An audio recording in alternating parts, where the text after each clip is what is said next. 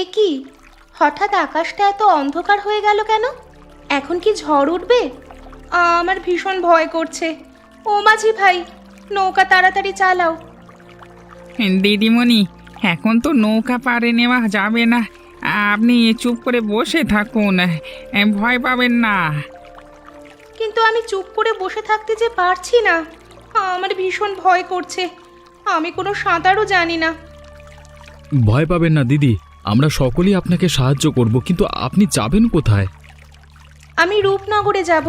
আমার মামার বাড়ি সেখানে। সেখানকার মোড়ল আমার মামা হয়।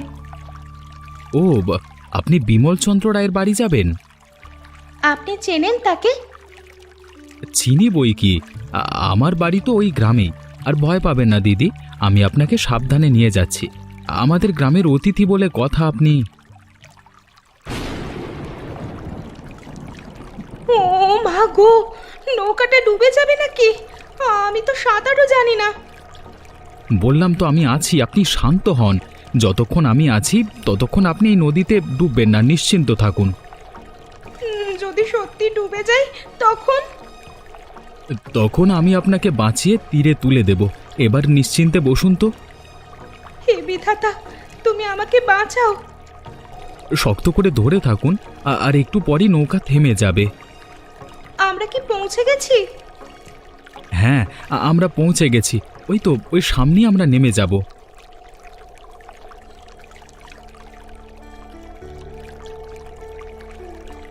তোমাকে অনেক ধন্যবাদ। তোমার নামটা তো জানা হলো না। আমি সুমন, এই গ্রামেই আমার বাড়ি। আমি অদিতি, শহর থেকে মামার বাড়িতে বেড়াতে এসেছি। সুমন, তুমি কি আমাকে আমার মামার বাড়িতে পৌঁছে দেবে?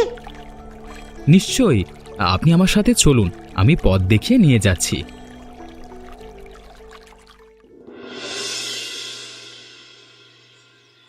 মোড়ল মশাই, মোড়ল মশাই, এই দেখুন কাকে নিয়ে এসেছি।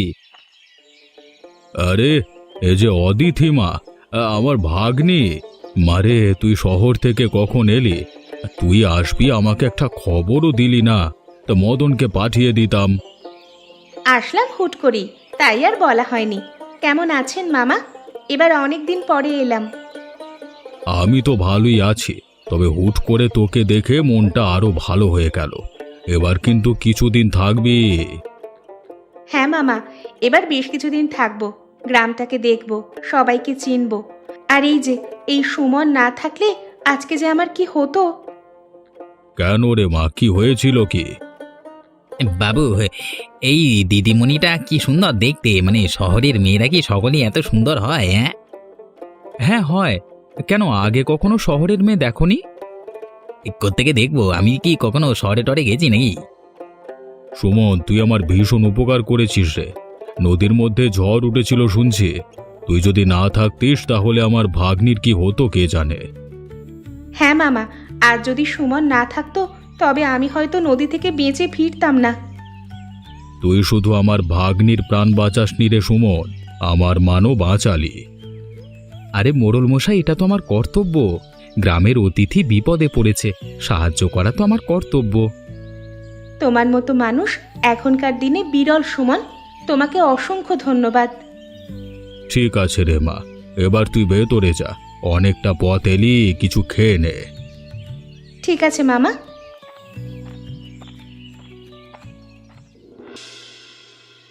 অদিতি, দেখছো না এই গ্রামটা কত সুন্দর? শহরের ভিড়ের চেয়ে আমাদের এই গ্রামটা একেবারে শান্ত, তাই না? হ্যাঁ হ্যাঁ, এই গ্রামটা একদম অন্যরকম। এই নদীর পানি, এই পাখির ডাক, সব কিছু যেন স্বপ্নের মতো। সাবধান গো দিদি, ওই খালের ধারে হঠাৎ পড়ে গেলে বিপদ হতে পারে। আরে এত চিন্তা করো না, আমি সাবধানে আছি। তবুও ওই জঙ্গলের কাছে না যাওয়াই ভালো। বলা তো যায় না যদি কোনো বিপদ আপদ ঘটে।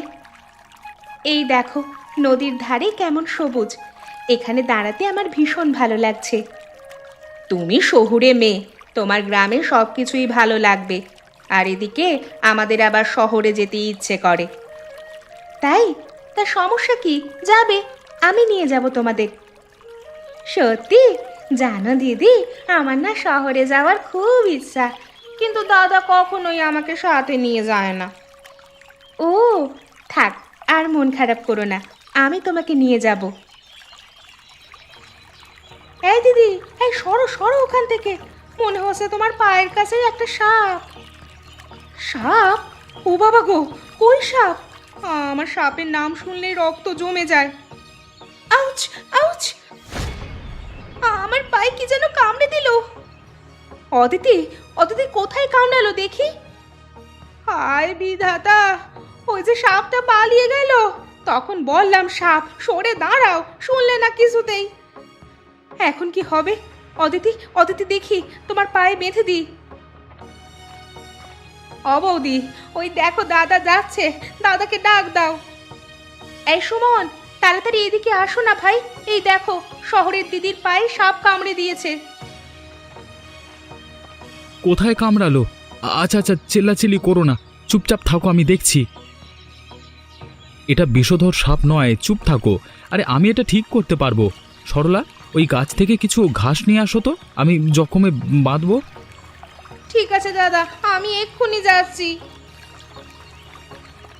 হায় বিধাতা, আমি আর কখনো পুকুরের ধারে যাব না, তুমি আমাকে বাঁচিয়ে দাও।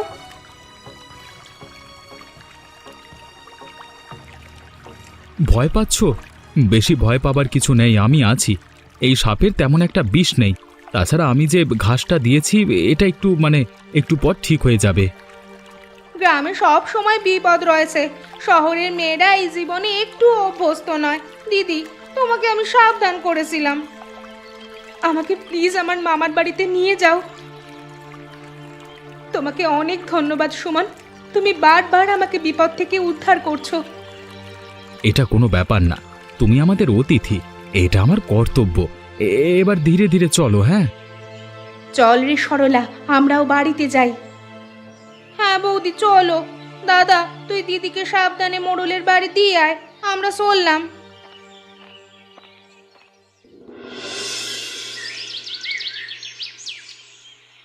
মা, তুমি জানো আজকে কি হয়েছে? তুমি শুনলে হাসতে হাসতে মরে যাবে গো। কি হয়েছে সরলা, কি হয়েছে আবার? এভাবে হাসছিস কেন? কাকিমা, তুমি শুনলে তুমিও হাসবে। অদিতি, মানে ওই যে শহর থেকে যে দিদিটা আসছে গো, সে আজ পুকুরের ধারে হাঁটতে গিয়ে সাপের কামড় খেয়েছে। কি? সাপ কামড়েছে? কি সর্বনাশা কথা! আর তোরা এভাবে হাসছিস কেন? এটা কি হাসির কথা? তোদের আক্কেল আর কবে হবে রে সরলা? সে কি এখন ঠিক আছে? বিষাক্ত সাপ কামড়ালে তো মহা বিপদ ঘটবে। হ্যাঁ গো মা, ঠিক আছে, কিন্তু দেখো সে কতটা ভয় পেয়েছিল, পা তুলে কেঁদে কেঁদে চিৎকার করছিল। আমি আর সুনিতা বৌদি যতদূর সম্ভব তাকে সাবধান করেছিলাম, কিন্তু সে কিছুতেই আমাদের কোনো কথা শুনলো না। আর মনে আছে সে কি বলেছিল? আমি আর কখনো খালের ধারে একা যাব না। মনে হচ্ছে সে যেন এই গ্রামে সারা জীবন থাকবে। এই শহরের মেয়েরা সত্যিই একটু অদ্ভুত, তাই বলে তোরা কারো বিপদে এভাবে হাসবি? হ্যাঁ মা, তার চেহারা দেখলে তুমিও হেসে দিতে। হাত পা উঁচু করে সে চিৎকার করছিল, আমরা দুজন তো হাসতেও পারছিলাম না প্রাণ খুলে। আর আমাদের সুমন, সে ছুটে এসে হঠাৎ তাকে ধরে রাখলো, জখমে ওষুধ দিল, নয়তো তাকে নিয়ে এখনো আমাদের সেই খালের পাড়েই থাকতে হতো। যাক বাবা, ভালো হয়েছে শহরের একটা মেয়ে গ্রামে এসেছে, এভাবে বিপদে সাহায্য করাটা আমাদের কর্তব্য। সুমন খুব ভালো কাজ করেছে। তুমি যাই বলো, ওই দিদিটা একটু বোকাশোকাই আছে। হ্যাঁ, তা যা বলেছিস। আমি যাই রে সরলা। ঠিক আছে বৌদি, যাও। ভাবছি কাল সকালে একবার দিদিকে দেখতে যাব, তুমি যাবে? তুই যাওয়ার সময় আমার বাড়ি হয়েই যাস। ঠিক আছে বৌদি, তুমি এখন বাড়ি যাও, নয়তো মহন্ত দাদা এসে তোমাকে না পেলে আবার রাগারাগি করবে। ঠিক বলেছিস, আমি তাহলে যাই রে।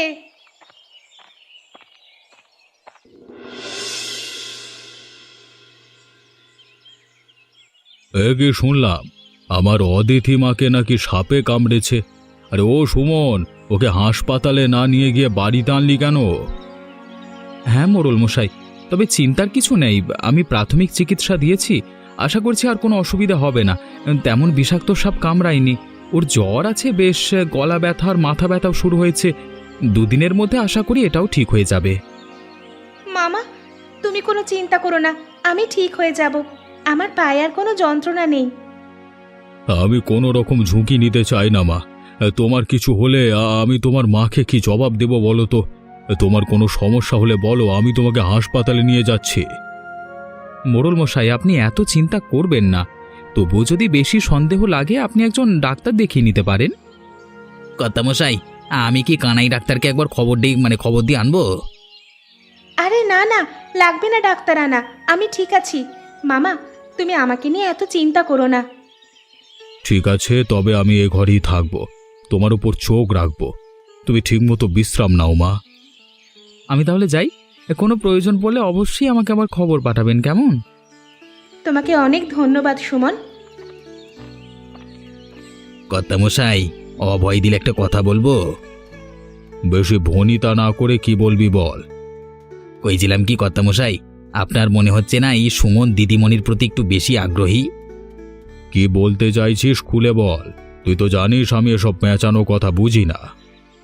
আগে কথা, আমার মনে হয় এ সুমন পোলাটা ইচ্ছে করেই অদিতি দিদির পেছনে ঘুরঘুর করছে।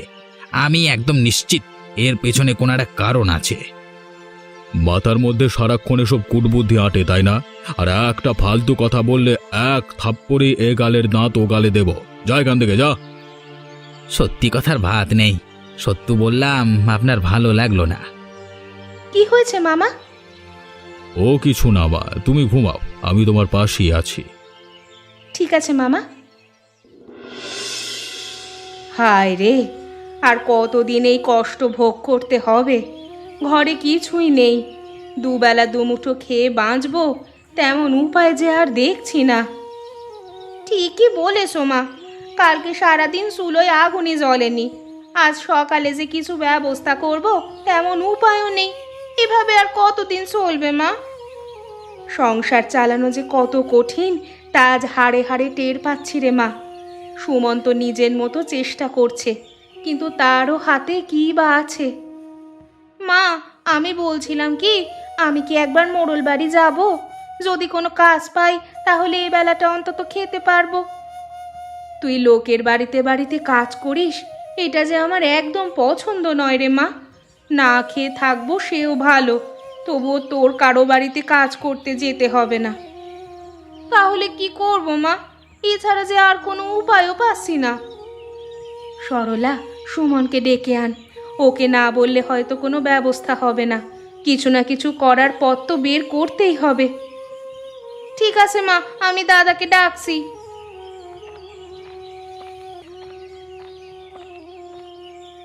তুমি আমাকে ডাকছিলে মা? কি বলবে বলো, আমার আবার বাইরে যেতে হবে। তোকে আর কি বলবো বাবা, তুই তো শুধু নিজের মতো করেই ঘুরে বেড়াস, কোনো কাজকর্ম কিছুই যে করিস না। সংসার যে কেমন করে চলে তা তোর চিন্তায় আসে কখনো? মা, আমি তো চেষ্টা করছি, কোনো একটা ব্যবস্থা করতে না পারলে আমি কি করব? পড়াশোনা করে এখন কি লোকের বাড়িতে কাজ করতে যাব? চেষ্টা করছিস বলছিস?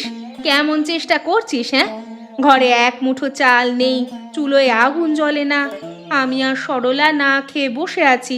তুই ছেলে হয়ে একটাও ব্যবস্থা করতে পারলি না? মা, এভাবে রাগারাগি না করে দাদাকে একটু শান্তভাবে বলো না। তুই চুপ কর সরলা, আমি জানি তুই ভাইয়ের পক্ষই নিবি। মা, আমাকে আর দোষ দিও না। আমি কাজ খুঁজতে গিয়েছিলাম, কিন্তু আজকাল গ্রামের অবস্থা তো দেখছো, কারোর হাতে কোনো কাজ নেই। তুই সব সময় এই একই কথা বলিস, কিন্তু ফল কোথায় রে বাবা?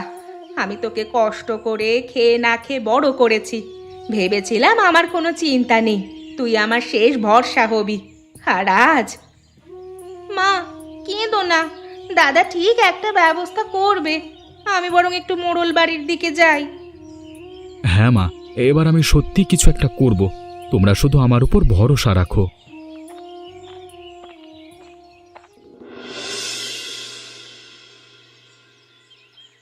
জেঠিমা, ও জেঠিমা, বাড়িতে আছো? কে রে? সরলা, তাই সাত সকালে তুই এখানে কেন এসেছিস?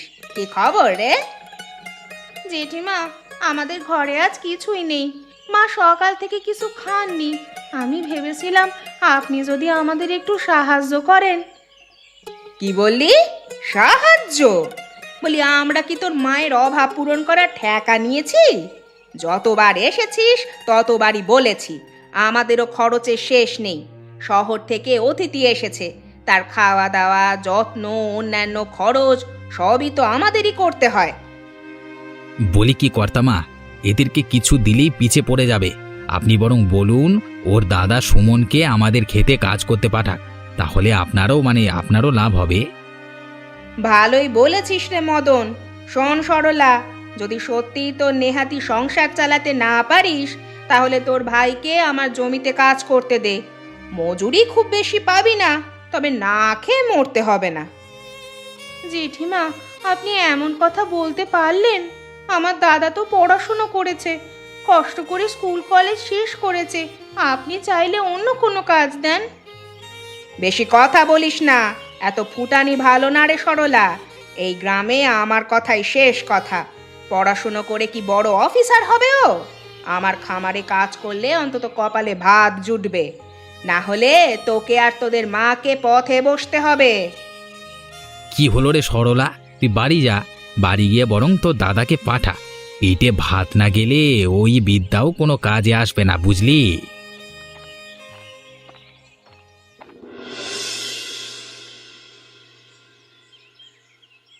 কাকা, কি কি কাজ করতে হবে বলুন।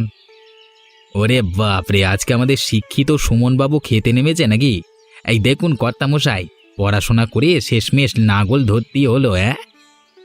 আহ মদন, এভাবে কটাক্ষ করে কথা বলতে নেই, আর কাজেও কোনো লজ্জা নেই।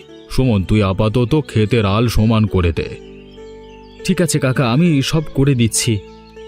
কর্তামশাই, আপনি বাড়ি যান, আমি আছি এখানে। আমি লক্ষ্য রাখছি সুমন যেন কাজে কোনো ফাঁকি দিতে না পারে। ওরে মদন, তুই চুপ কর, কাজ করুক ছেলেটা। তবে মনে রাখ সুমন, মজুরি খুব বেশি হবে না, যা দেব তাতেই খুশি থাকতে হবে কিন্তু। ঠিক আছে কাকা। বাহ, এদিকে কি সুন্দর দৃশ্য! আহা, গ্রামটা সত্যিই অন্যরকম। ফ্রেশ হাওয়া, সবুজ ফসল, সবই যেন অপরূপ সুন্দর। এ কি, ওইটা কি সুমন না? হ্যাঁ, সুমনই তো।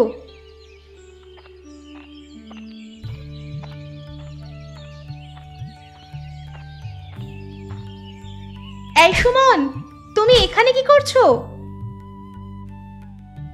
আরে দিদি, আপনি এত রোদ্দুরের মধ্যে এইদিকে কিভাবে এলেন? আপনার কষ্ট হবে না তো? কষ্ট? আমি তো বরং উল্টে অবাক হয়েছি। তুমি তুমি এভাবে মাঠে কাজ করছো কেন? তুমি তো পড়াশোনা জানা ছেলে। হ্যাঁ, পড়াশোনা করেছি, কিন্তু তাতে কি, সংসার তো চালাতে হবে। বাবা নেই, মা বোন নিয়ে সংসার, কোনো চাকরি পাচ্ছি না, তাই বাধ্য হয়ে মাঠে নামতে হচ্ছে। কিন্তু এটা তো তোমার কাজ নয় সুমন। তোমাকে দেখে আমার জানি না কেন খুব খারাপ লাগছে। কাজের ছোট বড় কিছু নেই, সংসার টিকিয়ে রাখতে যা লাগে সেটাই বড়। মা আর সরলা খালি পেটে দিন পার করে, সেটা আমি কোনোদিন সহ্য করতে পারবো না। তাই যত অপমানই হোক, আমি এ কাজ করব।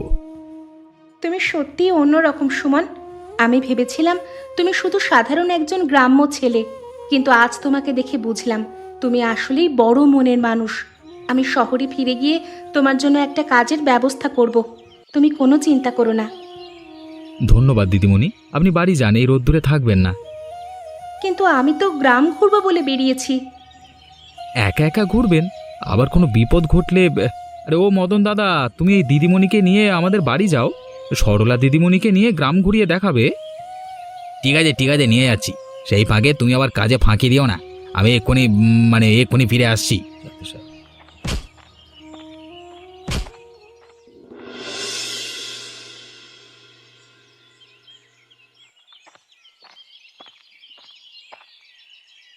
এই যে এটা বাড়ি, আপনি ভেতরে যান, আমি চললাম। ঠিক আছে মদন, তুমি চলে যাও। সরলা, সরলা, বাড়িতে আছো? এ কি দিদিমণি, আপনি? ও মা, এই দেখো শহুরে দিদিমণি আমাদের বাড়ি এসেছে গো। দিদিমণি, ঘরে আসুন।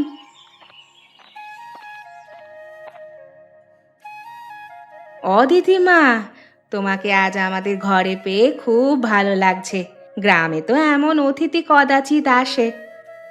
আমারও আপনাদের বাড়িতে এসে অনেক ভালো লাগছে। আমি শহরে থাকলেও সব সময় চাইতাম গ্রামের জীবনটা কাছ থেকে দেখতে। আজ আসলেই সেই সুযোগ হলো। তোমরা যে আমাকে এত ভালোবাসা দিচ্ছ, সেটাই আমার সবচেয়ে বড় প্রাপ্তি। শহরের মেয়েরা নাকি শুধু বড় বড় কথা বলে, কিন্তু তুমি তো একদম আলাদা। সত্যি বলছি, তোমাকে আমাদের বাড়িতে পেয়ে আমরা খুব খুশি হয়েছি। সরলা, আমাকে তোমাদের পুরো গ্রামটা ঘুরে দেখাবে? নিশ্চয়ই দেখাবে। সরলা, অদিতি মাকে নিয়ে ঘুরে আয়। ও যেখানে যেখানে যেতে চায় নিয়ে যা। দিদিমণি প্রথম আমাদের বাড়িতে এলো মা, কি খেতে দিই বলো তো? ঘরে যে কি ছুটি নেই। আরে আরে, আমাকে কিছু খেতে দিতে হবে না। তোমরা যে ভালোবাসা দিচ্ছ, এতেই আমি ভীষণ খুশি। কি করব বলো না, অভাবের সংসার। নুন আনতে পান্তা ফুরায়। ছেলেটাও পড়াশুনো করে ঘরে বসা, কোনো কাজ পাচ্ছে না। তোমাকেও এসব বলতে লজ্জা লাগছে। এভাবে বলবেন না, আমি আপনাদের বিষয়টা বুঝতে পারছি। আমি এবার যাওয়ার সময় সুমনকে আমার সাথে করে নিয়ে যাব। আমার বন্ধুর একটা দোকান আছে, সেখানে সুমনকে কাজে লাগিয়ে দেব ভাবছি। সত্যি দিদি, তুমি যদি দাদার জন্য কিছু করো, তবে মা আর আমি বাঁচবো গো। ওপরওয়ালা তোমার মঙ্গল করুন মা, তোমার অনেক ভালো করবেন উনি। দেখো তুমি। হ্যাঁ গো, শুনছ? ওই সুমনের বাড়িতে এখন অদিতি সারা দিন রাত কাটাচ্ছে। লোকে তো নানা কথা বলতে শুরু করেছে। আগে কর্তামশাই, এটা কিন্তু মোটেও ভালো দিক না। একদিকে সুমন আপনার খেতে কাজ করছে, আবার তার বাড়িতে শহরের অতিথি সারাদিন থাকছে। গ্রামের লোকজন এদের দুজনকে নিয়ে নানান কথা ভাবতে শুরু করেছে। এভাবে চলতে থাকলে তো আপনার ইজ্জত নিলামে উঠবে। সত্যি তাই। এ মেয়েটা যদি শহরে ফিরে গিয়ে সুমনের জন্য কাজের সন্ধান করে, বলছিলাম যে তখন কি তোমার সম্মান থাকবে? এ কথা তো একদম ঠিক বলেছ গিন্নি। গ্রামের মোড়ল আমি, আর যদি মানুষজন অন্য কারোর কথায় কান দেয়, তবে সেটা আমার জন্য লজ্জার। তাই তো বলছি, এখনই কিছু একটা করতে হবে। এই অদিতিকে সুমনের কাছ থেকে আলাদা করতে হবে, আর সুমনকে আবার সবাই ছোট চোখে দেখুক সেই ব্যবস্থা করতে হবে। কিন্তু কিভাবে? সবটাই আমার উপর ছেড়ে দিন কর্তামা। আমি এমন এক কাণ্ড ঘটাবো যাতে সুমন আর তার মাকে পুরো গ্রাম অপমান করে। তখন দেখবেন অদিতি নিজেই তাদের থেকে দূরে সরে যাবে। আচ্ছা, তোমরা যা প্রয়োজন মনে করো করো, তবে সাবধানে। আমি চাই না আমার নাম খারাপ হোক। তুমি কোনো চিন্তা করো না গো, আমি তো আছি নাকি। হে কি হলো গো? আমার ঘরে টাকা গেল কোথায়? বলি, কে কে চুরি করলো আমার টাকা? কি বলছো এসব? কি হয়েছে কি? আমাকে তুমি কাল যে টাকাগুলো রাখতে দিয়েছিলে না, সেই টাকাগুলো আজ আর ঘরে নাই। কি বলছো কি এসব? এতগুলো টাকা ঘর থেকে কি হাওয়া হয়ে যাবে? মাফ করবেন কর্তামশাই, আমি দেখেছি সুমন রাতে ঘরে ঢুকেছে। সে নিশ্চয়ই এই টাকাগুলো নিয়েছে। আমারও সেটাই মনে হচ্ছে। সুমন? না না, এটা কোনোভাবেই সম্ভব নয়। মামি, আপনি আরও একবার ঘরে ভালো করে খুঁজে দেখুন। নিশ্চয়ই আপনার কোথাও ভুল হচ্ছে। কর্তামশাই, আমি সত্যি বলছি, আমি নিজ চোখে দেখেছি রাতের বেলায় সে ঘরে ঢুকেছে। কিন্তু এই কথা আমি যে বিশ্বাস করতে পারছি না। সুমন রাতের বেলা আমাদের বাড়ি এসেছিল, এই কথার জন্যই নিশ্চয়। হ্যাঁ, সেটা জানি, কিন্তু আসলেই যে আমাদের বাড়ি এলে সেই যে চুরি করেছে, এটা তো ঠিক না। কিন্তু কর্তামশাই, আমার কথা বাদ দেন, কর্তামা যে দেখলো সেটার কি হবে? যদি সত্যি সুমন টাকাগুলো না নেয়, তবে প্রমাণ দেখাও। ঠিক আছে, সুমনকে ডেকে পাঠাও। আমাকে ডেকেছেন কাকা? সুমন, তুমি এসেছো। তুমি কি জানো তোমার বিরুদ্ধে কি অভিযোগ উঠেছে? কাকা, আমি জানি না কি হয়েছে, কিন্তু আমি কোনো টাকা চুরি করিনি। হ্যাঁ, তুই রাতের বেলা আমাদের ঘরে এসেছিলি না? তুই রাতে আসলি আর সকালেই টাকাগুলো নেই। সুমন, এটা কি সত্যি? সত্যি তুমি টাকাগুলো নিয়েছো? না দিদিমণি, আমি সারাদিন মাঠে কাজ করেছি। এরপর আমি সন্ধ্যায় এসে কাকার কাছ থেকে কাজের মূল্য নিয়ে বাড়ি গিয়েছি। টাকা চুরি করবার জন্য আমার হাতে কোনো সুযোগই ছিল না। কর্তামশাই, সুমন মিথ্যে কথা বলছে। যদি সত্যি তুমি অপরাধী না হও তবে প্রমাণ দেখাও। অবশ্যই, আমি রাতের বেলায় কোথায় ছিলাম সে প্রমাণ আমার হাতে আছে। কি প্রমাণ দেখাও? আমি কাজ সেরে এখানে এসেছি, এরপর টাকা নিয়ে বাজার করে বাড়িতে গিয়েছি। আমি আপনার অন্দরমহলে প্রবেশ পর্যন্ত করিনি। অদিতি দিদিমণি আমাকে যাওয়ার সময় দেখেছে। উনি বলেছিলেন ভেতরে যাওয়ার জন্য, আমি যাইনি। সুমন সত্য কথা বলছে মামা। তাহলে দেখা যাচ্ছে সত্যিই কেউ ষড়যন্ত্র করেছে। তাহলে বিষয়টা কি দাঁড়ালো? আমি জানি টাকাগুলো কে নিয়েছে। এক্ষুনি প্রমাণ বের করছি। আমি এক্ষুনি বের করছি টাকাগুলো কোথায় আছে। প্রমাণ? তুই কি করে প্রমাণ করবি? টাকাগুলো তো কর্তামা তার লকারে রাতেই তুলে রেখেছিল। এই রে করা যা। আমি আর কখনোই এ বাড়িতে আসবো না কাকিমা, আপনি নিশ্চিন্তে থাকতে পারেন। আমি চললাম কাকা।